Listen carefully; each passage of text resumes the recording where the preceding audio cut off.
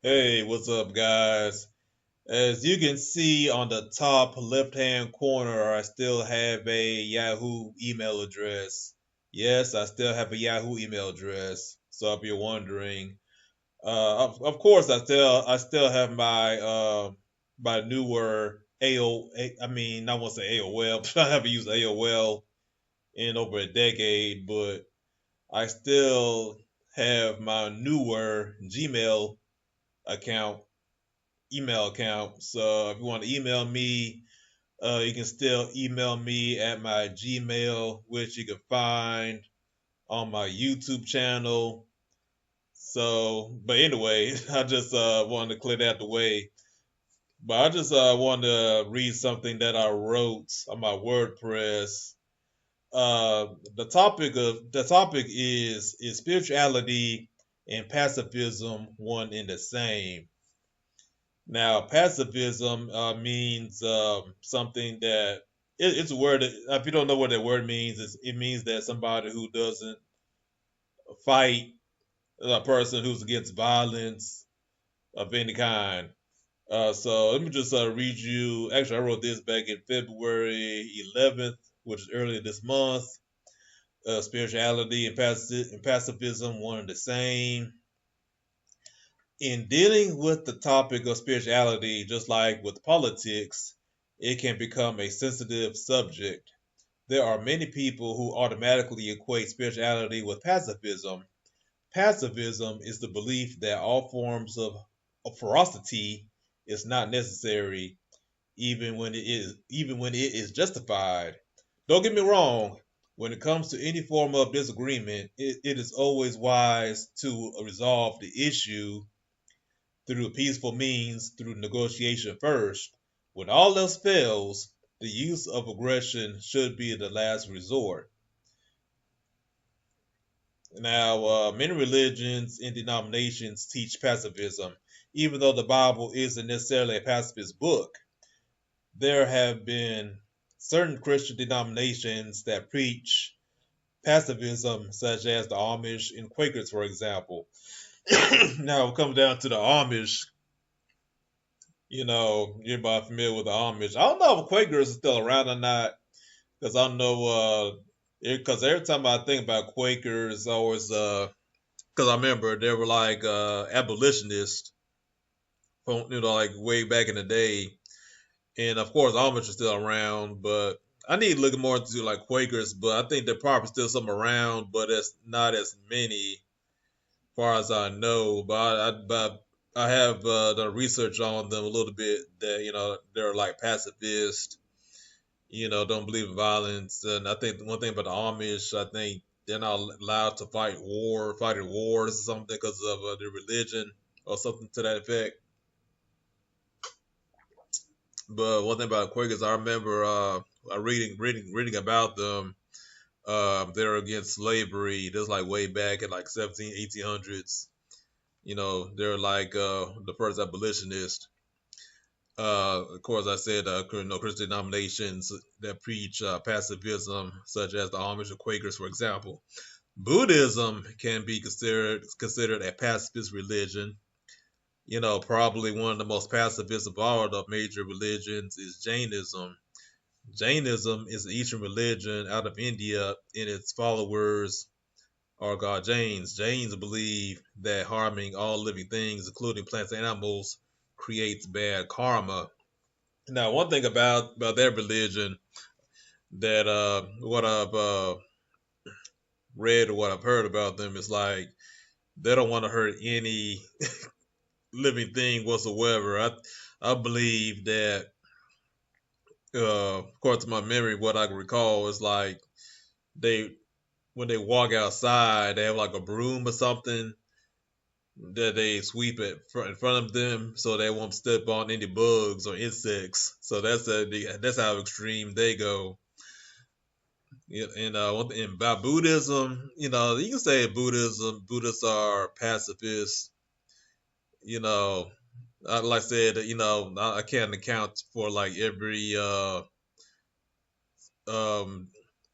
I want to say I want to use the word denomination, but I think overall when you think about Buddhism, It's they're they're very peaceful, but I'm sure there's like I said, I don't know that many Buddhists. I've met Buddhists before. I visited a Buddhist temple before, and I would say, I'll just go by for my what I've read, but I'll say like one of these days I might walk up to a Buddhist and ask them about this topic of pacifism. Are Buddhists allowed to fight in the wars? Are they allowed to get drafted or whatever? That's an interesting topic about that. But I believe overall, will come down to Buddhism. I think overall they're pacifists, according to my research or what I've read about them. Okay. When it comes to New Age spirituality, some of it is worth reading, but most of it is fluffy bunny. And don't get me wrong, there's a lot of stuff within New Age spirituality. Some people call it New Thought. I wouldn't like throw everything out, because a lot of people they throw the baby out with the bathwater. But there is some stuff in there that's worth reading. There's some YouTube channels that are worth watching. But I would say, but overall, a lot of it is like fluffy bunny. When I say fluffy bunny, it means you can't really apply it. It's like they believe in universal peace and oneness to the point that they're just like they're like a la la land, in the best way I can put it into terms. New Age takes a lot of elements from different religions and waters it down to make it easily digestible for white suburban soccer moms. Many New Agers deny negativity because their belief system often emphasizes the power of positive thinking, i.e., the secret, and the idea that focusing on negative energy can attract more negativity into their lives. There's also an excessive emphasis on oneness with the universe. Goes back, the whole thing with the secret, the secret, how they'll say like, the law of attraction, they'll say like, well, if I just think positive thoughts without putting in any effort on the physical plane, I will attract positivity toward me. You know, and the problem with that is, the problem with the law of attraction, the problem with manifesting, quote unquote, and in the secret, it, it makes people not change. It makes people not put in any effort into the physical world to get what they want. You know, So they just sit down, meditate, or they just wishful thinking. They think as long as they think positive thoughts, that miraculously the universe will comply and they get what they want. That's not always the case most of the time. You got to put in some kind of effort. And when it comes down to universal oneness, to an extent, that's true in this, but if you study nature, study the universe, there is division, there is boundaries in the universe. What I would say, like when somebody says oneness, your oneness in the sense that we're all made up. We're all made out of molecules and atoms. The molecules and atoms that are found in the human body. You can find that in stars, and you find that in the stardust. you know, So all the elements you find on Earth, you can find that in the stars. Or you can find the elements in nature. So you can say one in that aspect, or you can go into like the whole thing with physics, magnetic fields, cosmic radiation, cosmic background noise, whatever they call it. Gamma rays, the electromagnetic spectrum, radio waves, or whatever. We're interconnected on that level. But when you look at the physical plane itself, there is division, there is diversity within creation. So oneness is cool, but you also got to take into consideration that we are bound by physical limitations while we're here, and there is distinction within creation. There are things that are different. Not all things are good for you. There are things that can harm you, hurt you in the physical plane. even the spiritual plane. So you got, a lot of people not looking at that. They just think, if you just like sit there and meditate, you want to be the universe, that's the ultimate goal. Not really, but I go into it a little bit later in the video. Uh, okay, in a sense, there is a such thing as universal oneness, but you can't put an overall moralistic slant on it. Meaning you can't equate universal oneness with only good. For example, from an astrological perspective, dealing with astrology, let's look at the characteristics of the planet Mars. According to astrology, Mars can represent heat, fire, action, desire, sexual attraction, strength, force, anger, conflict, war, and bloodshed. Now, back when I was like deep into astrology, I learned this, about the planets and how each planet represents different characteristics. And you just finished reading it. Mars is the Roman god of war. In Greek mythology, he is called Ares. I used Mars as an example of how within the clockwork of the celestial heavens, truculence is still built into the framework. Mars in astrology, just like Saturn, can represent unpleasant circumstances. And a lot of people don't want to deal with that because they think about universal oneness, but within like the celestial clockwork of the universe, there's still uh, representations of, I wouldn't say negativity, but you still have aggression, discipline. We'll come down to Saturn. That Saturn astrology represents discipline, structure, and if you don't take care of your priorities in a timely manner, Saturn represents like the repercussions of you procrastinating or putting things in the back burner for too long. And the best way I can like describe Saturn and astrology is say like somebody's like in the bed at 3 o'clock in the morning and he hears a pound on the door, like FBI, open up, boom, boom, boom, boom, boom. So they bust your door in, they got flashlight in their face, they haul you away into like a white van, whatever. That's Saturn in astrology representation. That's the best way you can describe Saturn. But if you notice in mythology, there are gods of war who also carry swords, spears, and shields. The god Mars carries a spear. Jupiter wields a lightning bolt. Neptune carries the trident. The trident. Like the I won't say like like staff with like three spikes. Trident. Even in Christianity, angels also carry weapons. In medieval religious depictions, angels are often shown with swords acting as a metaphor for the force of God's will, especially when dealing with the forces of evil or enforcing divine law. Now, when people think of angels, they think of like these like little white babies with wings, like Cupid, whatever. But just like I wrote a blog, I've mentioned the goddess Athena, the goddess of wisdom, who carries like a spear and a shield.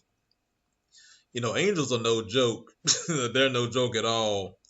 You know what I'm saying? Because even like the Bible verses, you read the Bible verses. There are Bible verses which mention angels with swords and going to war. You got Numbers chapter 22, verse 31. Then the Lord opened Balaam's eyes, and he saw the angel of the Lord standing in the road with his sword drawn. So he bowed low and fell face down. And I don't know if you're familiar with that story in Numbers. That's the story of the talking donkey that's in the Bible. If you know your Bible stories, that's I think he was trying to like to curse Israel, or whatever. Then while he was on the road, he was on a donkey, right?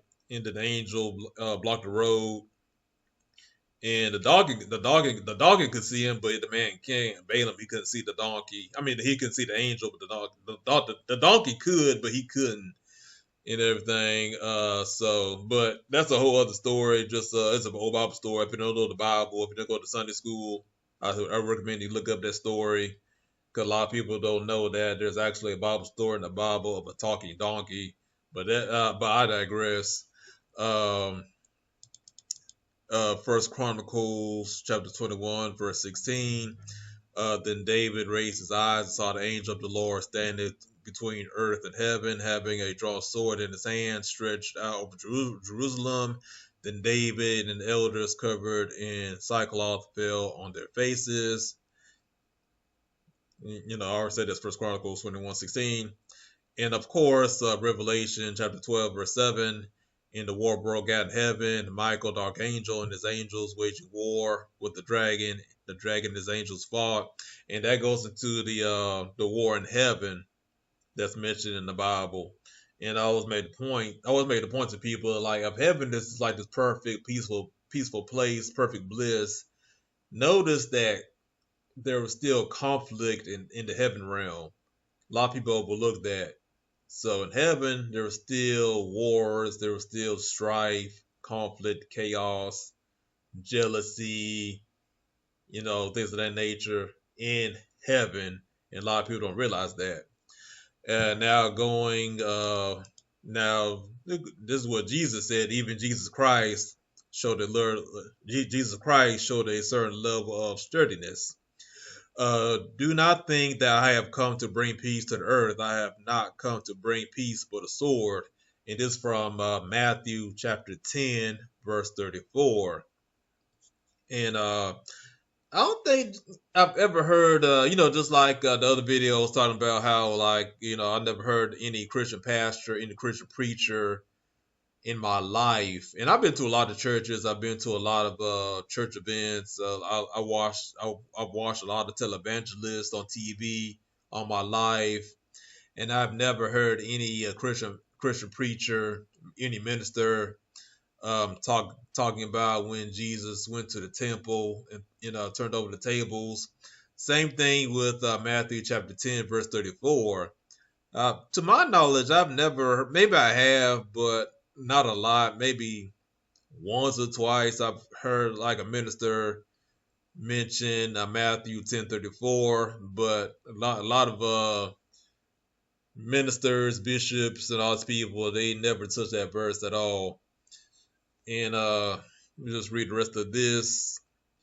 This goes into how, in order for good to be effective, it has to protect the innocent from evil. To fight evil, force is a necessary component. Fighting evil with love only sounds good, but it's not always effective. Fighting evil with love sounds good, but it's not always effective. There are situations in which the righteous need to be brutal because in this world hostility still exists.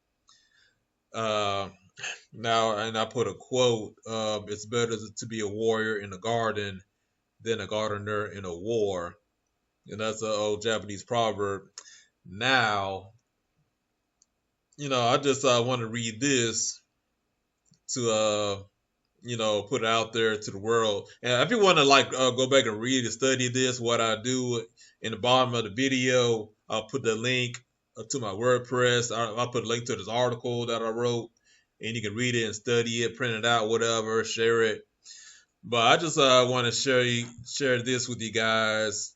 You know, so if you have any questions, any criticisms, critiques, if you want to add some input, don't hesitate to email me or put in the comments below.